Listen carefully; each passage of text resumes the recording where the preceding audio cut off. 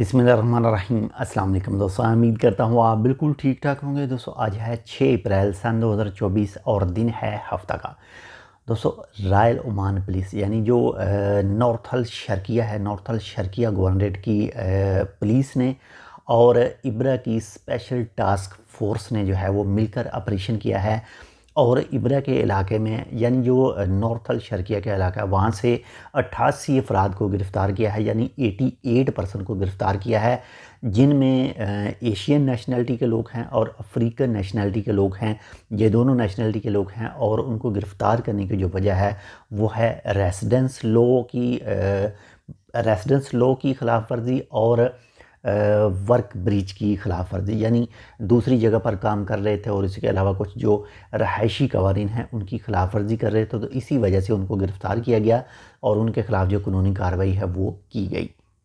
बाकी ये रूटीन की चेकिंग है, ये मुख्तलिफ़ औक़ात में होती ही रहती है और जो कोई भी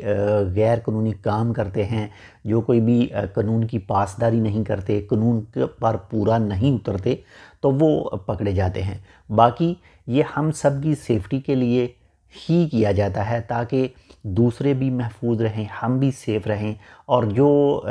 जिनके पास कोई भी कागज़ वगैरह नहीं होते, उनके ख़त्म हो चुके होते हैं, अगर वो किसी ऐसे काम में मुलव्वस होते हैं जो दूसरों के लिए ख़तरनाक हो, तो फिर उनकी पहचान करना जो है वो बहुत ही मुश्किल हो जाता है। तो इसी वजह से जिनके पास डॉक्यूमेंट नहीं होते, यानी वो एक तो वो कवानीन की ख़िलाफ़ वर्जी कर रहे होते हैं, दूसरे उनके पास कागज़ वगैरह जो पूरे नहीं होते,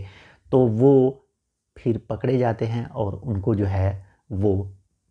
कानून की जो भी उनके ऊपर धारा लागू होती है, जो भी उनके ऊपर कानून लागू होता है उसके मुताबिक जो है उनके साथ रवैया इख्तियार किया जाता है। कुछ को है वो